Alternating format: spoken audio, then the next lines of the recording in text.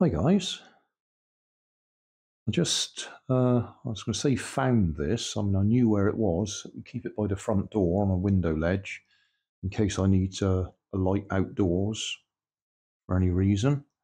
But I came to try it out just now and the batteries were flat. I'll just explain what we've got here. Originally it would have had one of those big bulky square batteries in there, a 6-volt battery. Which would have taken up that entire space in there. But sometime in the past, I've modified it. No doubt there'll be a video on it. So that we've got a small LED array there instead of an incandescent bulb. And 3 AAA batteries. Those batteries would have come from a torch like this. This particular one happens to be UV light. But same LED array, 9 LEDs. So I've just hot glued them in there, of course. Taken the battery pack out and soldered it direct to the wires to go to the on-off switch and to the LEDs there. No idea why I've used such thick wires. It's certainly not a matter of worrying about the current flow. It's probably just what I had available. And then that bit of foam packaging there is just to hold the battery pack in place when it's in the middle. Anyway, I was looking at it just now and I was thinking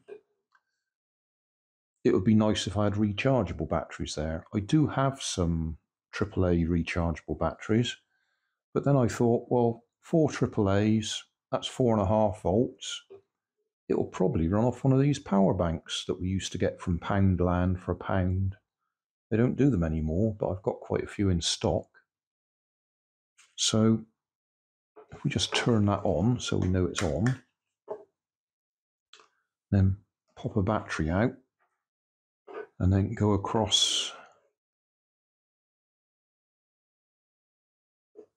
That must be positive, that must be negative. So hold that on there. Hold that on there.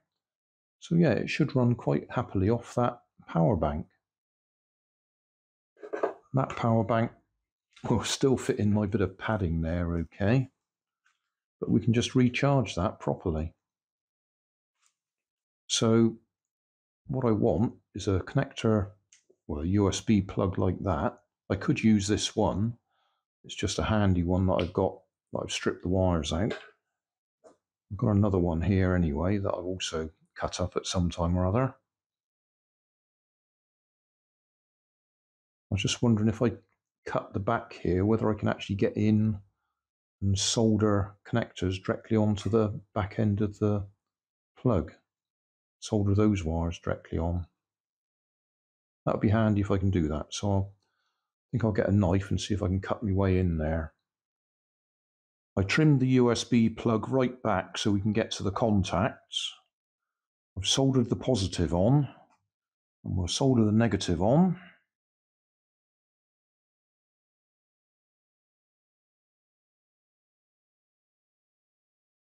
And as you can see, we are alight.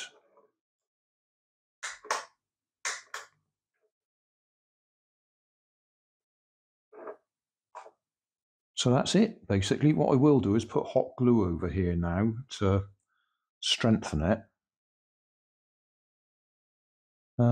But that's it. I'll put it back together. Job done. This power bank still isn't fully charged. It must have been pretty well flat. I had it on charge for probably about an hour while we had our tea or evening meal. And it was still flashing as it was charging. Yeah. So it's got a bit of a way to go yet, but it works. So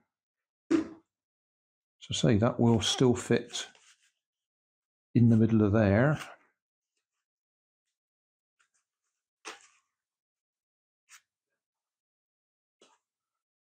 Or it will if I adjust it a little bit. Probably have to unwrap it and wrap it up again. So it will sit in the middle of there. And then when that goes flat, we can just pull it out and recharge it. I could have actually arranged for a plug hanging out the side, but I won't. Right, I've rewrapped the bit of padding so that can sit in there. Hot glue around my solder joints to strengthen that. So that goes in there.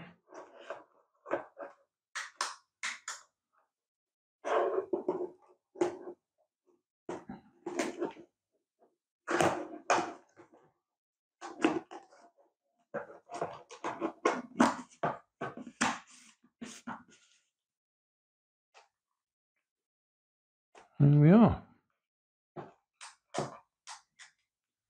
So it's now running off a 18650 lithium ion battery in a rechargeable power bank.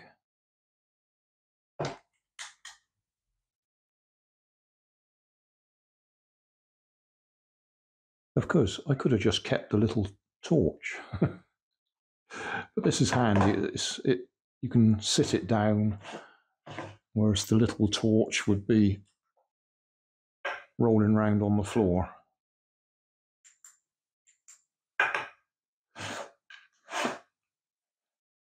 If I find the original conversion video, I'll put a link in the video description so you can see what I did originally.